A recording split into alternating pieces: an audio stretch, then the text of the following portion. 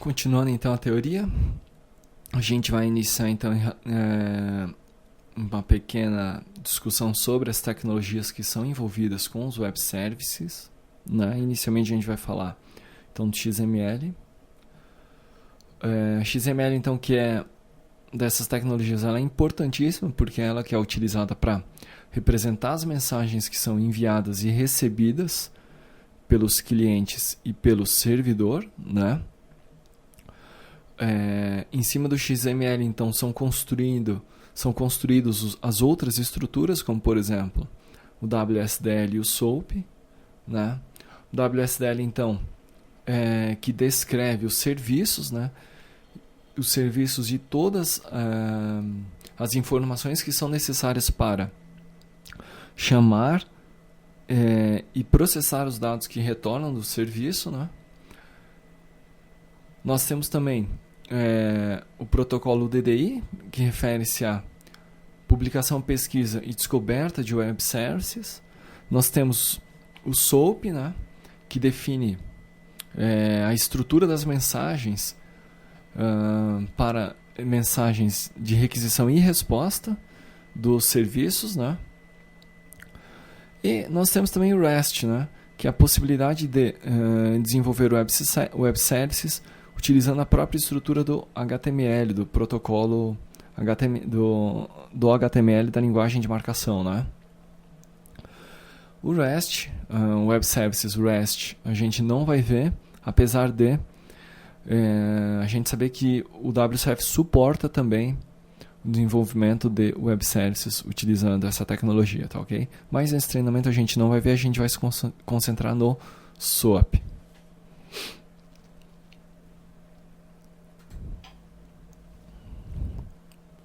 Como eu disse anteriormente, então, o XML é a base dos web services, tá ok? Não da implementação dele, mas da comunicação, né? E da configuração de serviços, tá ok? A sintaxe XML usada nas tecnologias dos web services especifica como os dados são representados genericamente e define como e com que qualidade de serviços os dados são transmitidos. Os web services então vão decodificar as várias partes do XML para que eles possam interagir né, com os diversos clientes, as aplicações que estão demandando os serviços, né? E para maiores informações sobre XML, você pode também dar uma olhada no nosso curso de C#, em que a gente explica como funciona a estrutura e o processamento de arquivos XML pelo C# com .NET. WSDL, então, que é a linguagem de definição do Web Services, tá, ok? Descreve os serviços disponibilizados à rede através de uma estrutura em um arquivo XML. Nós temos aqui, então, um exemplo, né, de um arquivo WSDL, um exemplo simples. WSDL, então, providencia a documentação necessária para se chamar um serviço ou um sistema distribuído, né, e o procedimento necessário para que essa comunicação se estabeleça, né. Então, ele define as regras para que o serviço seja chamado, tá. O SOAP, por sua vez, especifica a comunicação entre um cliente e um servidor. O WSDL descreve os serviços e o SOAP especifica a forma como essa comunicação ocorre, tá? Na verdade, o SOAP ele vai descrever, quem carrega o conteúdo, as mensagens, é a estrutura SOAP, é o envelope SOAP, tá? Um documento WSDL então define um XML esquema para descrever um web service. E esse WSDL é o arquivo que, quando nós formos utilizar as ferramentas para mapear os serviços, é esse arquivo que a gente tem que passar para a ferramenta para que ela consiga criar os proxies do serviço na nossa aplicação cliente. Sem o WSDL, a gente não consegue mapear um serviço, um web service, tá ok?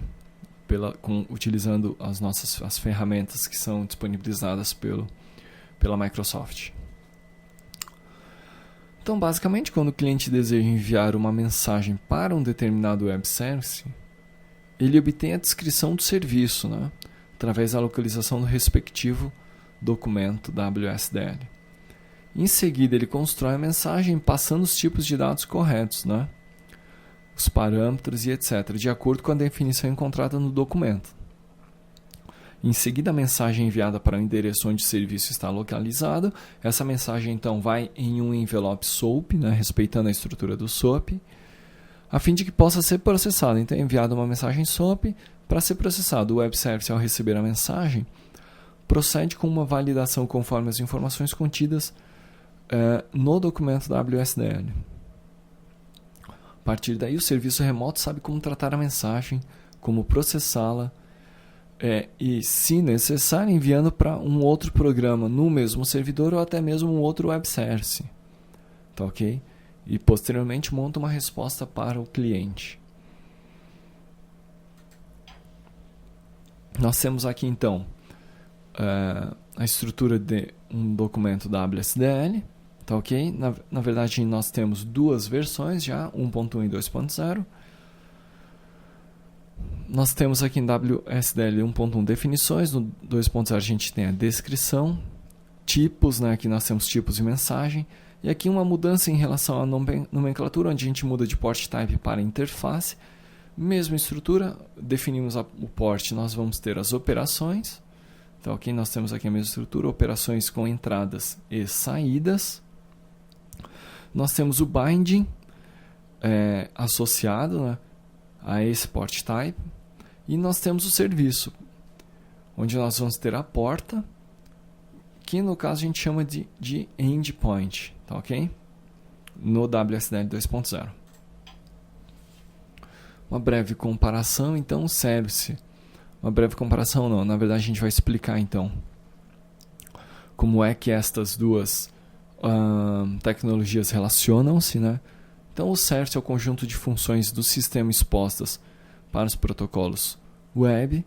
Nós temos o port e o endpoint, que é o endereço ou ponto de conexão do web service.